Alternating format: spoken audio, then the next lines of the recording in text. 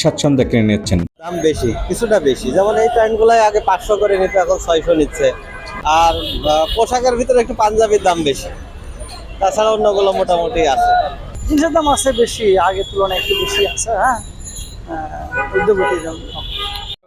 হ্যাঁ ভাই, অবশ্যই পছন্দের জিনিস তো সহজেই কিনি, পছন্দের জিনিস না হলে কি আর কিনতে পারি? বাজারে যা সমর্থ আছে তাই দিয়ে কিনি। এটাই, জামা কিনছে, প্যান্ট কিনছে, এটাই। আর কি কিনবেন? আরে শার্ট প্যান্ট কিনবো দুটো। ব্যবসায়ীরা বলছেন, নিম্ন আয়ের মানুষের পাশাপাশি অনেক মধ্যবিত্ত লোকজনও তাদের দোকানে কেনাকাটার জন্য আসছেন। কম বাজেটের মধ্যে ক্রেতাদের পছন্দ হয় এমন বাহারি নকশা ও রঙের সব পোশাকের সংগ্রহ রয়েছে ফুটপাতের দোকানেও। এর তুলনায় একটু বেশি হবে। কি কি কিনছেন? আমি বেবিতে 4 বছর বেবিতে দুটো জামা কিনছি।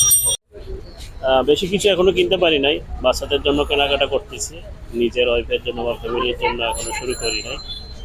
তো দামটা গতবারের চেয়ে মোর দেন 60% বেশি, 60-70%। কারণ হইতে পারে এটা হচ্ছে আপনি সবসময় তো সব কিছু ডে বাই ডে সব কিছুর দাম বেশি হচ্ছে, এখানে কোনো কিছু আসলে ফিক্সড করে থাকার বা প্রাইস ফিক্সড থাকার কোনো সুযোগ নেই।